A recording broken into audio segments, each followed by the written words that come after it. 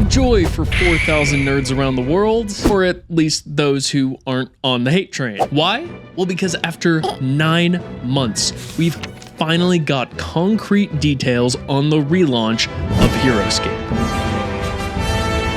If you don't know what Heroscape is, I've talked about it a bunch of times on this channel. It's like a war game. Think of it as like Warhammer, but really accessible. And today, Renegade Game Studios did their Renegade Con, where they announced all of the juicy details as well as opened pre-orders to Heroscape. If you're interested in pre-ordering, I'm working on getting an affiliate code. It'll be down below. You should do that because I get money. Anyways, enough of the shameless self-shilling. What is this news that we've long been looking for? Well, it's the details of what the initial release of the relaunch of Heroscape is going to look like when it actually drops in August, and what you can pre-order. A lot of this we actually learned from these leaks that dropped like 2 or 3 weeks ago. I would have made a video on them, but I had other stuff to do, so I didn't. But if you're a well-adjusted human being and don't follow all sorts of drama for a game that was dead for 14 years, here's what you can expect. Obviously, there's going to be a master set, but there's also going to be a starter set, or as they're calling it, like a 2-player battle box, and there's going to be a dedicated terrain set. So what do you get in each one of those things? Well, we'll start with the master set. Just like Rise of the Valkyrie released 20 years ago, the master set is your all-in-one introduction to the game of Heroscape. It's coming with 20 miniatures. Those miniatures include 4 pirates that look really freaking cool, 4 Frostpaw Paladin units, who are basically armored bears with weapons. Zenithrax, the much anticipated sort of fey nature dragon, is making an appearance at 200 points. And to much of the hardcore Heroscapers' delight, Evil Raylan, who is riding a freaking tiger, and it looks so cool. There's also going to be 74 pieces of terrain, 23 pieces of terrain features. So these are things like walls, wall connectors, stuff that actually makes your battlefield look a little bit more dynamic. And it ships with 9 battle scenarios, which, like, who cares? I don't. Now, the big question that was on people's mind was, how much is this going to cost? Especially when they announced that they're going to have pre-painted options available. An emphasis on options, because it turns out that you can get this in either pre-painted or unpainted. Now, the only difference between the 2 editions is that all of the miniatures are painted. In both the unpainted and pre-painted versions, all the terrain pieces, those are going to be pre-painted just like in Classicscape. Now, the difference in price is $100.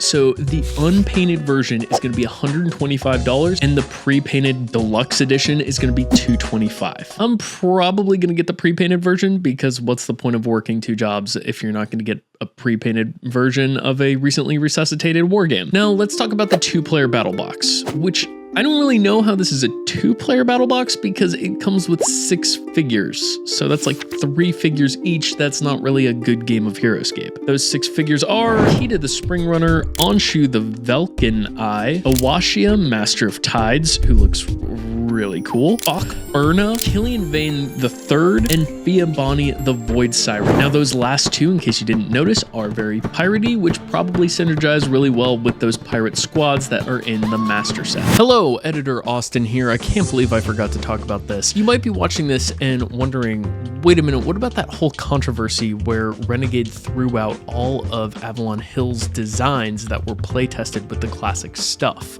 Is this new release going to be compatible with classic Heroscape?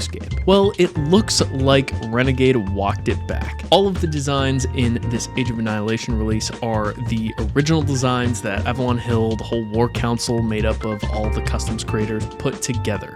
It's play tested with the classic stuff, and everything is good. Now, of course, they haven't actually said anything about the allegations. They're just pretending that whole fiasco just never existed. But you know what? The designs are as they should be, and all is hunky-dory. Back to what I originally recorded. And a quick caveat, you might be wondering, are these all unique units or are they common units? Which, if you're not fluent in Heroscape Ease, that basically means if you can use multiple of a given unit on your team. All of these units are unique units. However, I reached out to to Lee Huff, who is like the only person on Renegade who's actually interacting in the community, at least on Heroscapers. Shouts to Lee. She is diving into the Hornet's Nest, and she said that the initial release is going to be all unique units. However, common units will be coming in later releases, which we'll get to that. Anyways, the start collecting battle box whatever also comes with 2 jungle trees as well as some terrain to get you started. It also comes with like 4 scenarios, but who cares? Now, just like the master set, this comes in 2 options. You can get the unpainted option for $45 or the pre-painted option for $65. And something I didn't mention with the master set is that the unpainted figures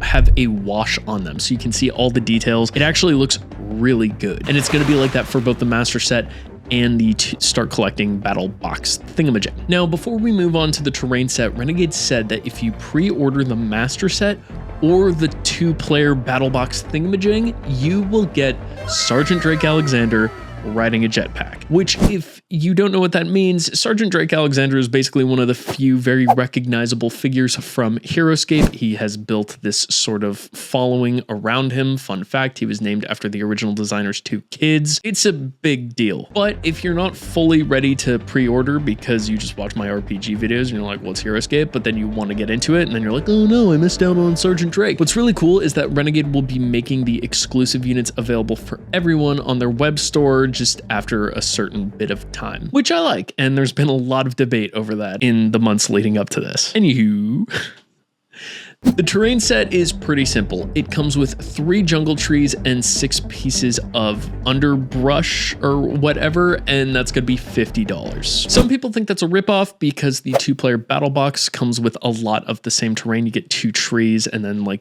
24 hexes and stuff like that, and it's $65, and you also get units, but you don't get the bushes and you get 1 less tree. So I don't know, make your own decisions. Now, Renegade also went into how they are supporting organized play, and it's kind of cool what they're doing. They're gonna have both casual and competitive stuff for the community. So on the casual side, I think they're releasing like all sorts of scenarios. I'm not a big scenarios guy, but you know, to each their own. However, the competitive scene does look pretty cool. They're letting participating friendly local game stores have store tournaments where you can determine who the store champion is, and it's recognized by Renegade. You'd be the official store champion of Heroscape at your friendly local game store, which I think is really cool. There's going to be regional tournaments, and then at Gen Con 2025, they are going to have the Heroscape World Championship, which I think is pretty cool. And my buddy Leo from the SoCal group is already getting prepared to win the whole thing, which he's totally going to because he's a really good player. Now, I enjoy going to Heroscape tournaments as much as anybody else, especially in the SoCal scene, because the SoCal scene is fantastic. But as a little extra bonus for attending these things, Renegade is offering the sickest Shiori figure I have ever seen in my entire life. Shiori's like a purple ninja. It's super cool. She's Einar's based. Anyone who goes to either the World Championship at Gen Con or any of the launch tournaments that they're calling it at a friendly local game store that is participating can get this Shiori figure. And I'm going to be bothering